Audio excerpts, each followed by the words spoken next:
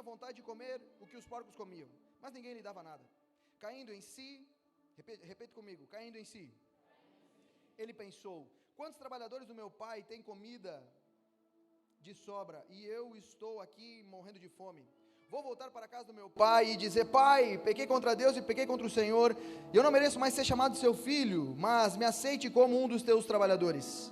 Então saiu dali e voltou para a casa do seu pai. Quando o rapaz ainda estava longe de casa, o pai o avistou, e com muita pena do seu filho correu e o abraçou e o beijou. E o filho disse: pai, pequei contra Deus e pequei contra o Senhor, e não mereço mais ser chamado seu filho. Mas o pai ordenou aos empregados: depressa, tragam a melhor roupa, vistam nele, ponham um anel em seu dedo, sandálias em seus pés. Também tragam e matem um bezerro gordo. Vamos começar a festejar, porque este meu filho estava morto e viveu de novo, estava perdido e foi achado. E começaram a festa. Enquanto isso, o filho mais velho estava no campo. Quando ele voltou e chegou perto de casa, ouviu a música e o barulho da dança. Então chamou um empregado e perguntou: o que está acontecendo aqui?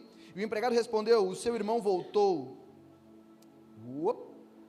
O seu irmão voltou para casa vivo e com saúde. Por isso, o seu pai mandou matar um bezerro gordo. O filho mais velho ficou zangado e não quis entrar. Então o pai veio para fora e insistiu com ele para que ele entrasse, mas ele respondeu: faz tantos anos que trabalho para o Senhor como um servo, e nunca desobedeci uma das suas ordens.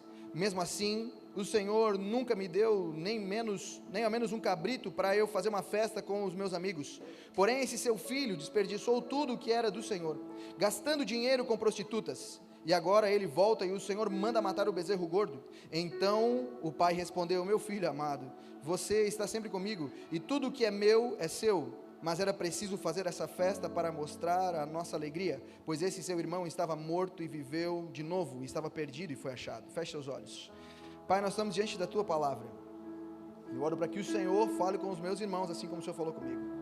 Ministra aos nossos corações um nível mais profundo de intimidade, Senhor, um nível mais profundo de santidade, um nível mais profundo de quem é o Senhor e daquilo que nós vemos fazer nessa terra, a resposta pela qual nós precisamos dar diante das tuas escrituras, Pai. Assim nós oramos e te bendizemos em nome de Jesus, amém. Queridos, quando nós falamos sobre santidade, ao longo de muitos anos, ouvindo isso e vendo isso, nós começamos a ver que existem duas mentiras que foram espalhadas por Satanás a respeito da santidade.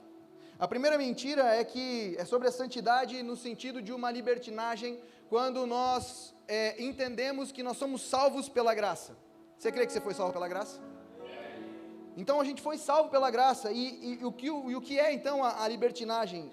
Ela é a licenciosidade de um costume, conduta de pessoa que se entrega à imoralidade, a imoralidade de prazeres sexuais, a prática do libertino. É uma pessoa insubmissa ou indisciplinada. E o que é uma libertinagem dentro da igreja? É uma forma de como muitos compreendem que nós somos salvos pela graça. E lá em Efésios 2, 8 e 10 fala assim: pois pela graça sois salvos por meio da fé. Isso não vem de vós, mas é um dom de...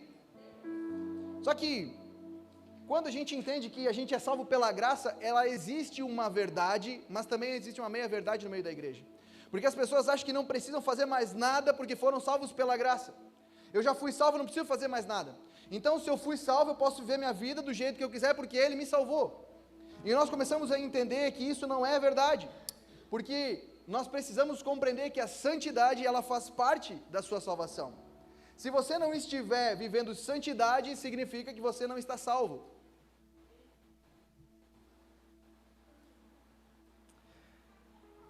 Por que a santidade faz parte da nossa salvação?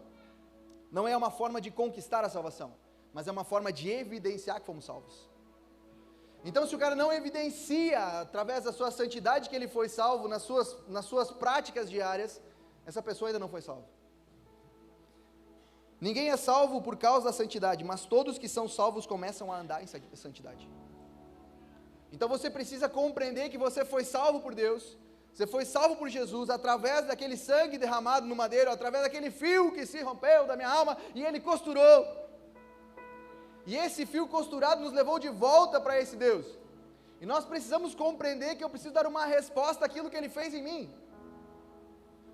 Então, quando o Espírito Santo ele entra dentro de uma pessoa, ele não veio para dentro de você para que você possa manifestar os dons de Deus apenas. Porque os dons são do Espírito.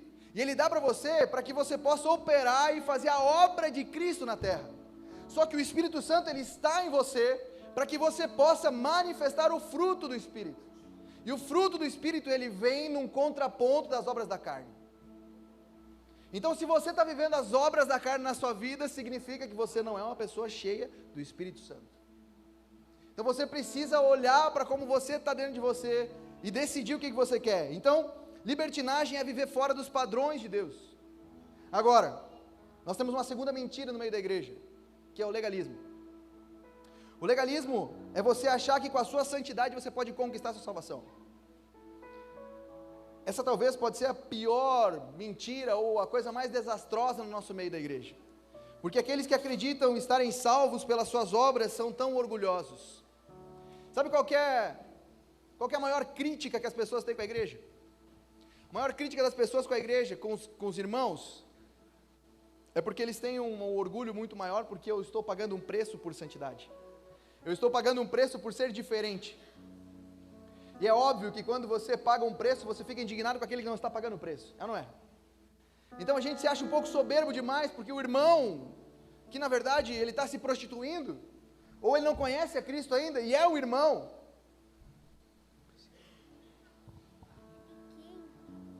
É de quem? Quem perdeu? É sua. Pode ir. E quando a gente fala sobre esse tema, querido, a gente precisa entender que todos ao nosso lado são irmãos. Eu me lembro de um dia que eu falei no culto de jovens lá em Xaxim, eu falei assim, eu sou o pastor de Xaxim. De quem? De todos. Só que alguns não sabem. A grande maioria da cidade não sabe. Eu tenho apenas 200 e poucas pessoas na igreja.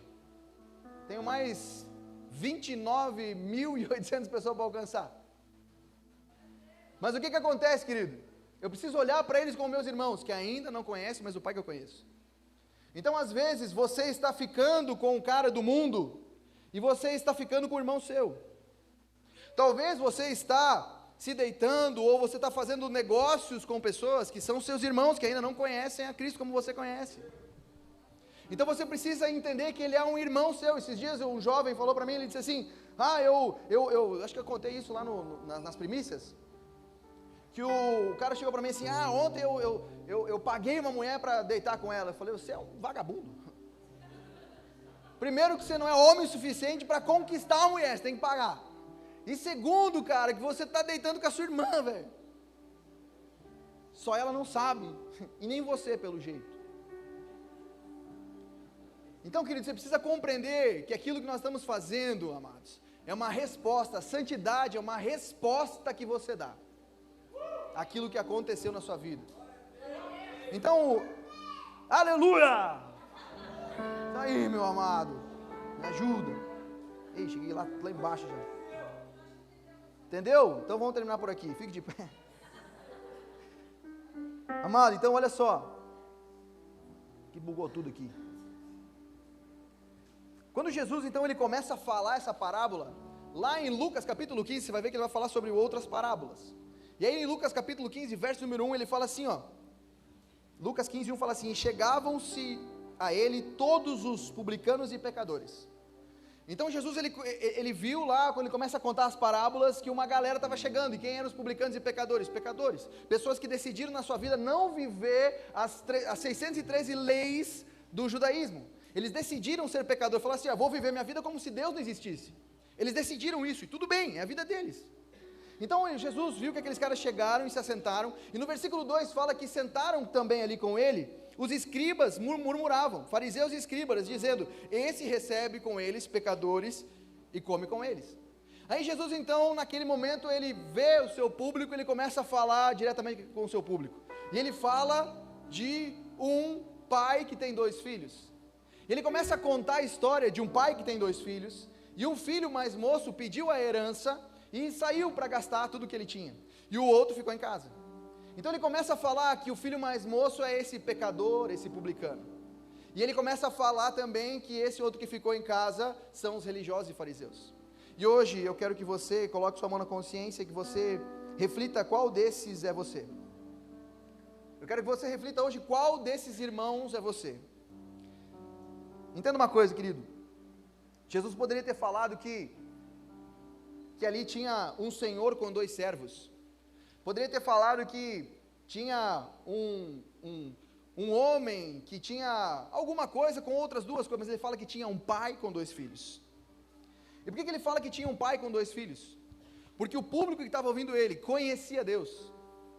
Talvez muitos aqui conhecem Deus, muitos oram a Deus, muitos servem a Deus, muitos fazem muitas coisas para Deus, enquanto outros não ainda.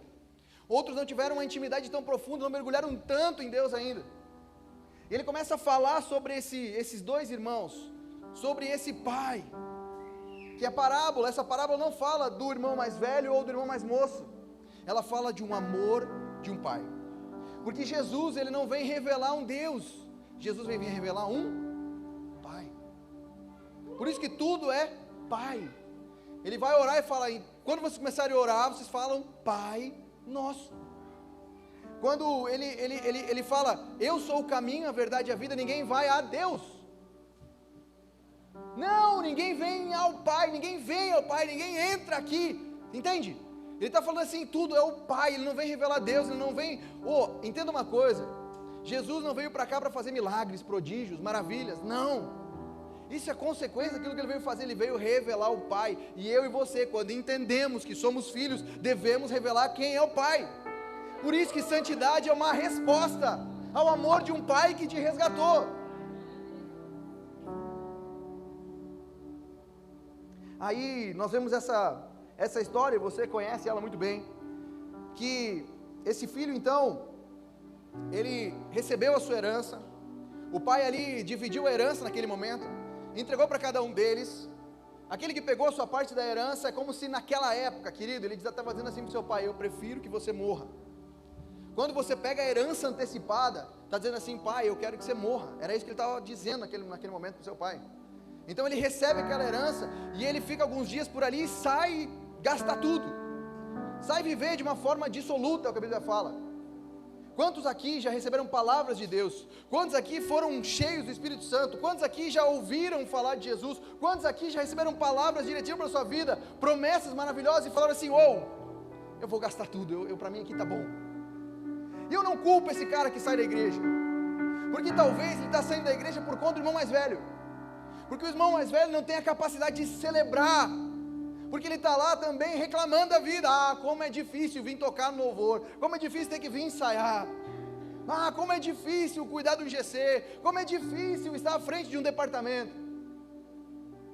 E aí então o mais novo vai dizer assim, cara, eu não quero isso aqui, fica você que CBO aí que eu vou vazar, vou viver minha vida, e vou viver como se Deus não existisse, é o que ele fala.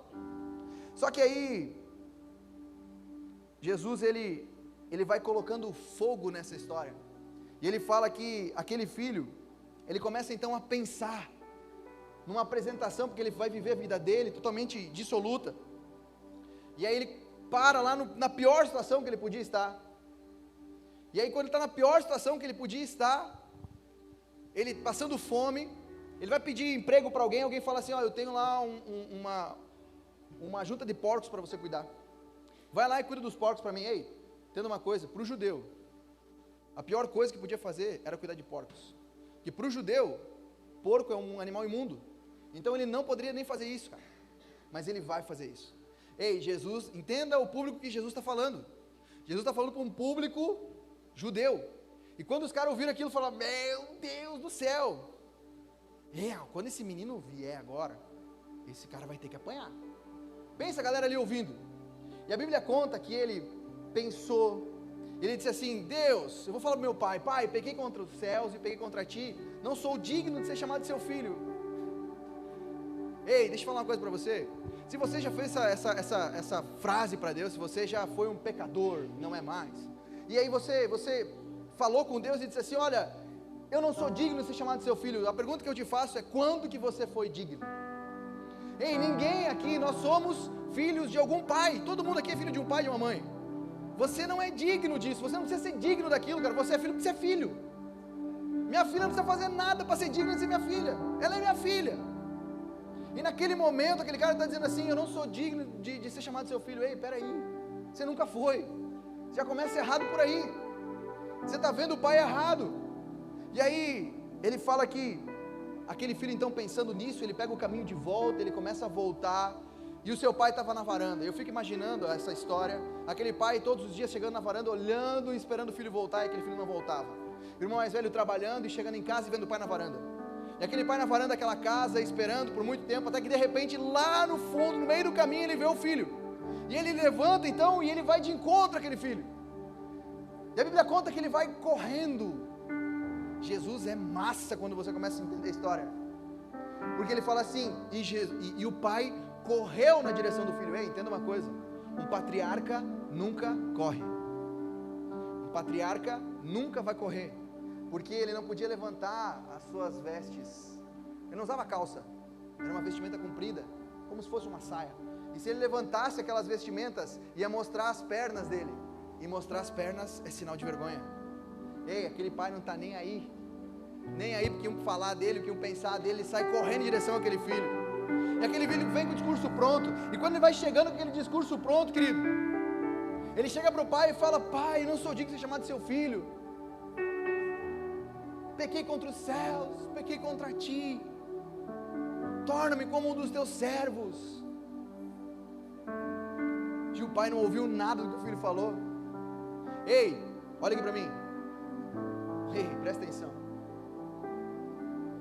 Esse pai sai correndo e abraça um filho cheirando porco, cheirando sujeira, cheirando esterco. Alguém já foi no chiqueirão? Só de passar perto você fede. Ele estava trabalhando. Aquele pai não queria nem saber. Ele abraçou aquele filho, deu um beijo no rosto, sujo, cagado de porco. E ele olha para aquele cara. O filho falou: olha, eu sou o pior, não mereço nem estar aqui. Ele nem ouve, ele fala assim: ei, traz uma roupa nova, traz um anel, traz as sandálias, vamos colocar no pé dele.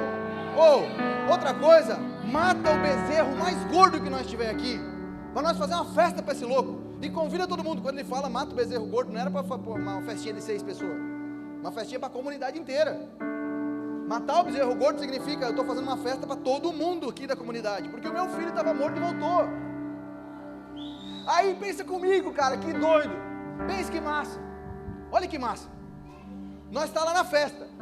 Voltou o que estava morto, voltou o que se prostituiu. Ele voltou, e nós estamos na festa, nós aqui estamos na festa. Pense você na festa, e você não sabe por que é a festa. Aí nós começamos a perguntar para o Tiago: Tiago, por que é a festa, tu sabe? O Tiago: não sei. Por que é a festa? Não sei. Daí alguém sabe por que é a festa. Ele vai dizer assim: não, a festa é porque o cara fez tudo errado. A festa é para o cara que ele vendeu tudo que ele tinha, ele se prostituiu, ele acabou com a vida dele, acabou com os bens que o pai dele deu, e nós estamos fazendo uma festa porque ele está aqui. Nós vamos fazer uma festa, vamos contratar um DJ, porque o cara gastou tudo que ele tinha, ele está todo errado, e nós estamos fazendo uma festa para ele. Já pensou, já parou para pensar nisso? É isso que estava acontecendo, amado. Uma festa para aquele que gastou tudo, que estava todo errado. Que pai é esse, amado? Ei, quando nós falamos que Deus é um pai, coloque em sua cabeça: Ele é um pai, mas não é o seu pai. Ele é um pai diferente do seu pai. E por melhor que seja o seu pai, o nosso pai eterno, ele é maior, melhor do que todo pai que você já ouviu falar ou você teve. Deus é um pai muito melhor que o nosso, querido. Esse filho, ele voltou, e ele não voltou com diploma de medicina, ele não voltou com diploma de engenharia, ele não voltou para fazer uma festa porque ele estava formado em alguma coisa, ele voltou fedendo porco, amado. Só que a Bíblia conta que além desse irmão, tinha um outro irmão também na casa, e esse, quando ele fica sabendo da festa, ele chega lá e ele pergunta: o que está acontecendo aí? Teu irmão estava morto, voltou, teu pai está fazendo uma festa. Não vou entrar porque não é justo, estou aqui trabalhando, e eu vou ficar aqui. E o que esse pai faz? Sai da festa e vai buscar outro que está lá fora. E ele ainda fala assim: filho amado, vamos lá para dentro, esse teu irmão estava morto e reviveu. A primeira coisa que eu quero que você entenda é que santidade tem a ver com um pai. Santidade tem a ver com um pai, não tem a ver com você. Tem a ver com um pai que um dia te amou. E a primeira coisa que Jesus fala nessa parábola é que santidade tem a ver com o pai. E a segunda coisa, ele quer nos mostrar o que é o pecado. E é bem interessante porque pecado é tudo aquilo que nos desconecta de Deus. Pecado é amartia, é errar o alvo. E aqui nós temos dois tipos de pessoas. Primeiro, os liberalistas, que é muito claro ver quem são. São aqueles que vivem dissolutamente. São aqueles que vivem em pecado. São aqueles que olharam e disseram assim, cara, não vou viver esses mandamentos aqui, não quero viver isso, vou ver minha vida como se Deus existisse. E lá no final a gente vê o que vai dar. Isso é claro para todo mundo, certo? Só que nós temos o segundo, que são os legalistas. E o legalista, ele chega para o pai e fala assim, pai, eu nunca desobedeci uma ordem sua. E o pai não fala nada. O pai não disse, lembra aquele dia que você errou? Não, o pai concorda com aquilo. Deixa eu falar uma coisa para você. Você pode obedecer todos os mandamentos de Deus. Você pode obedecer os 613 mandamentos e mesmo assim não estar em santidade. Você pode estar vivendo a tua vida reta aos seus olhos, mas não está vivendo em santidade, porque o seu coração está corrompido. O problema dos dois irmãos era o mesmo. O pecado dos dois era o mesmo. Eles amavam mais as coisas do pai do que o pai. Ei, quem é você aqui? Cada um encontrou uma estratégia para ter as coisas do pai. O mais moço perguntou, me dá a parte da herança que eu vou vazar. Vou ver do jeito que eu quiser. A estratégia que ele usou foi essa. E o outro usou uma outra estratégia. Vou fazer tudo o que ele mandar. O que o pai me disser, eu vou fazer. Vou seguir os mandamentos. Sabe aquele cara que está na igreja, que faz tudo certinho?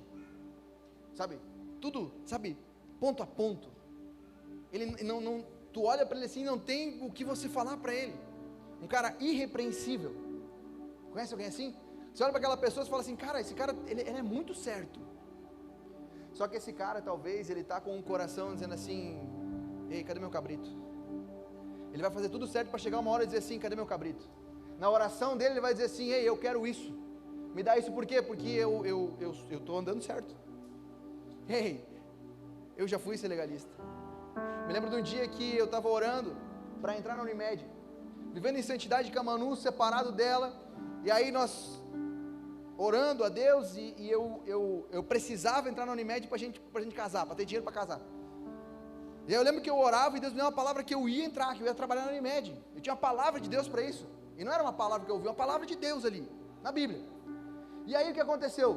Uma quarta-feira de manhã me liga da Unimed falando assim, olha só, Rafa, seguinte, nós vimos que a outra pessoa, ela é mais capacitada para a área, então você foi descartado e vai ficar outra pessoa, beleza?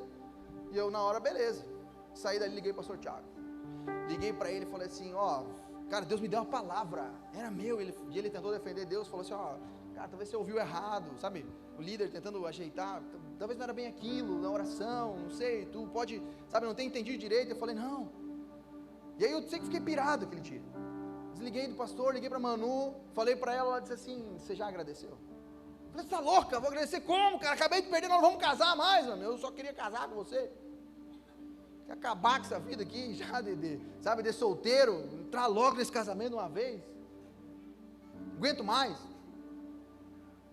Quem aqui está em santidade aguenta, né? Então tudo é boa.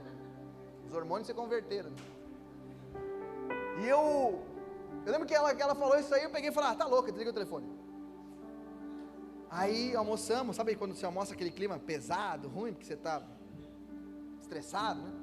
Aí eu lembro que eu deitei na cama, sempre depois do almoço eu ia dormir, deitei, quando botei a cabeça no travesseiro, eu ouvi a voz dela, tipo um pica-pau assim, você já agradeceu? Você já agradeceu? Você já agradeceu? Aí eu virei assim, me ajoelhei, e aí eu falei assim, olha, Senhor, eu não estou feliz com o que você fez, mas obrigado. E virei e voltei a dormir.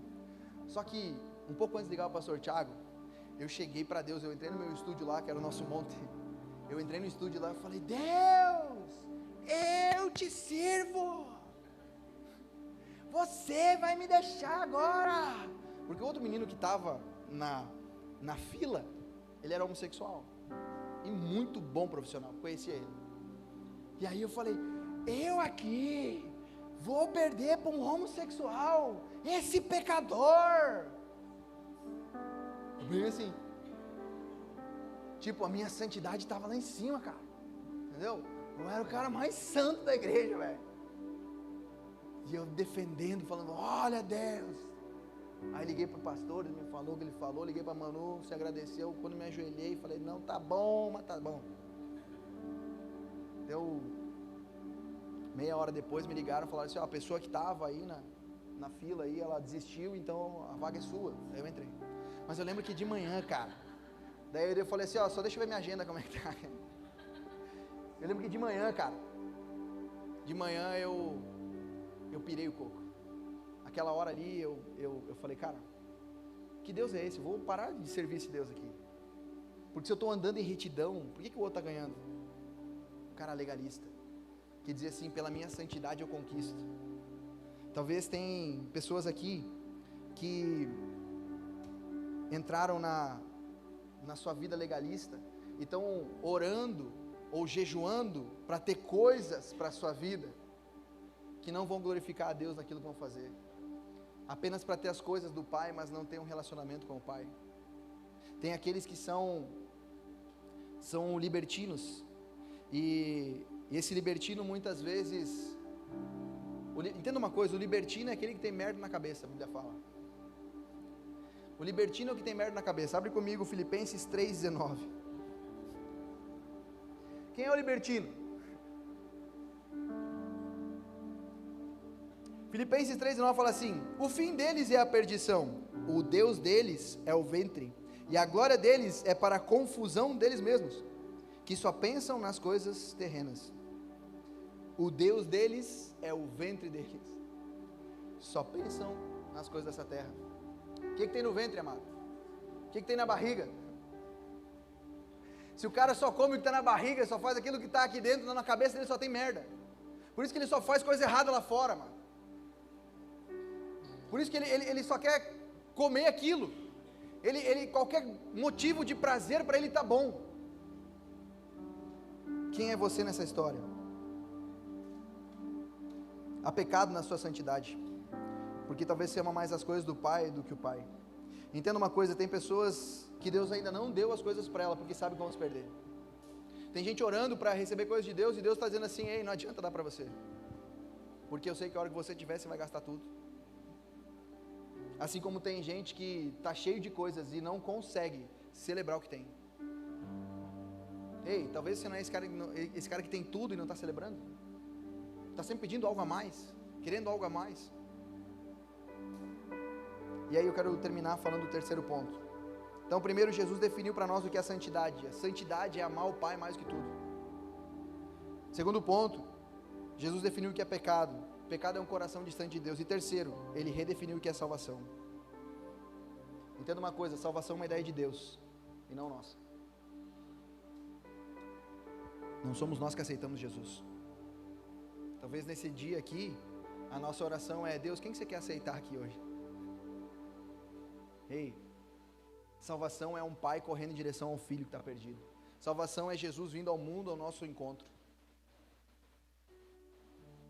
É um pai que sai e vai ao encontro de um filho no meio do caminho todo sujo. É um pai que sai da festa e vai buscar o filho. O filho mais moço, ele sentiu falta do que quando ele estava lá junto com os porcos? Quando a Bíblia fala que ele caindo em si, o que ele teve, o que ele sentiu falta? O que vocês acham? Hã? O quê? Lucas 15, 17 fala assim, o filho mais moço não voltou pelo pai, ele voltou para comer o pão. Caindo em si, disse, quantos trabalhadores do meu pai têm pão? Ele continua voltando para casa por causa do pão e não por causa do pai. Só quando ele chega em casa, ele tem uma festa.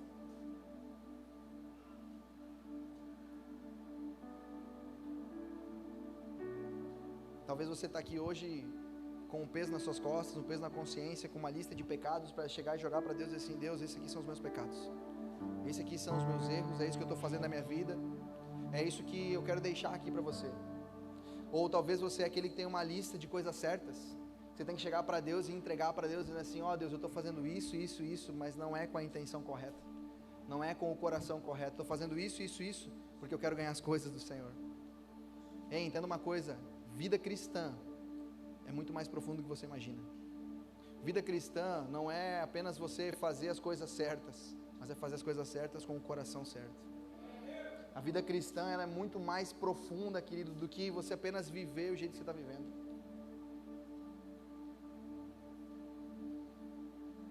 E Jesus encerra nos mostrando o que é a santidade verdadeira. A santidade verdadeira é o dia depois da festa. A santidade verdadeira é o dia depois da festa. Imagina comigo, a festa aconteceu, né? A santidade verdadeira é o dia depois da festa. É o dia que o cara acorda numa cama que ele não merece, que ele está com um pijama que ele não merece, que ele levanta, senta numa mesa que ele não merece, que ele vai abrir um pão e passar margarina que ele não merece, ele vai assistir uma televisão que ele não merece. Santidade é o dia depois, que você vai levantar. Eu quero que você imagine essa cena, depois do pai ter resgatado ele, ter entregado tudo, ele perdeu tudo, ele volta, o pai dá tudo de novo, e quando o pai dá tudo de novo para ele está deitado numa cama que ele não merece, dentro de uma casa que ele não merece mais. Então quando ele olha para aquilo lá, o pai vai perguntar para ele: você pode carpir o lote? O que ele vai falar? Sim, pai, o que você quiser eu faço agora. Por isso que santidade é uma resposta, amado. Santidade é uma resposta. Só que deixa eu fazer uma pergunta para você: quem pagou o preço? Quem pagou o preço para esse irmão estar lá? O irmão mais velho, querido. O irmão mais velho pagou o preço. O irmão mais velho pagou o preço para aquela cama limpinha. Foi o irmão mais velho que pagou o preço para aquela vestimenta nova. O irmão mais velho foi que ele pagou aquele pão. O irmão mais velho pagou aquele preço, querido. E é por isso que ele está indignado. Porque quando a gente faz as coisas certas e o outro vem do nada e ele quer receber alguma coisa, a gente fica indignado porque ele não está fazendo certo. Por isso que o irmão mais velho tem sinceridade no que ele está fazendo. Salvação é a festa preparada, santificação é o dia depois da festa. Por isso que nós temos que festejar pelos irmãos, querido, que estão voltando para Jesus, estão reconhecendo Jesus. Deixa eu falar uma coisa para você: voltar para Deus ou se achegar a Deus é de graça, mas alguém pagou um preço. Alguém pagou um preço para que a gente pudesse estar aqui hoje. Quem pagou o preço da nossa cama quentinha, quem pagou o preço do nosso acesso a Deus, foi o nosso irmão mais velho.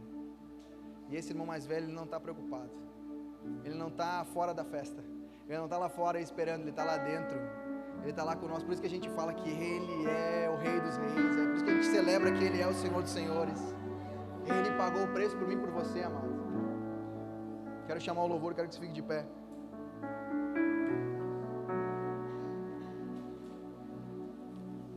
O nosso irmão mais velho é esse que está contando a história, querido.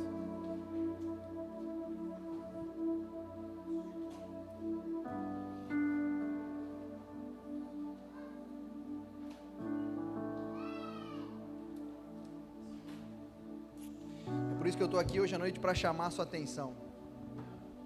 Eu estou aqui essa noite para chamar você a uma responsabilidade, querido. Essa igreja sempre foi conhecida pelo nível de santidade que a gente andou. Em todas as áreas. A gente erra demais, meu Deus. Mas a gente tem sempre um coração no Senhor.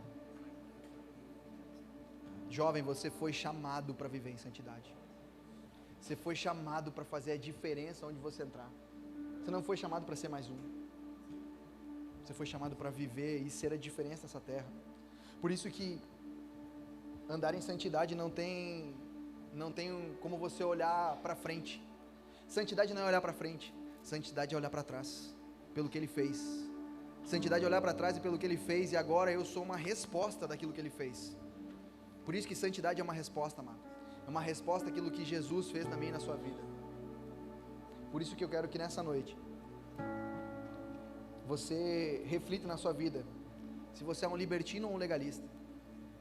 Se você é o que pegou a herança e saiu de casa, ou é o que está em casa com a mente de escravo, pensando apenas em servir. Ou você é aquele que deixou o seu chamado de lado para viver uma vida para os seus próprios prazeres.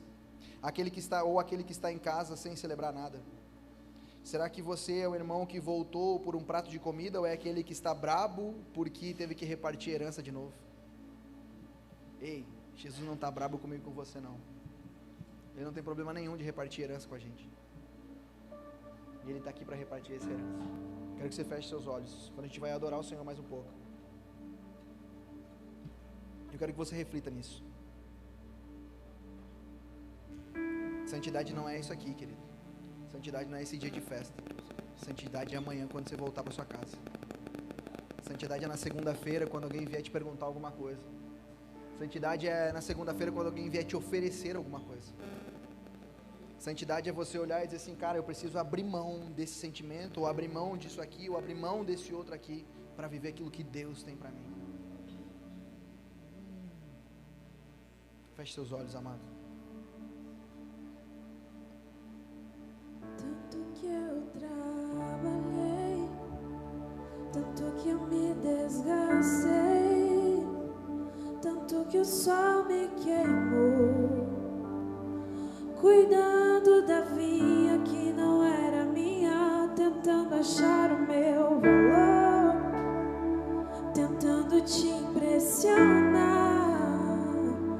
Será que um dia eu poderia ser suficiente?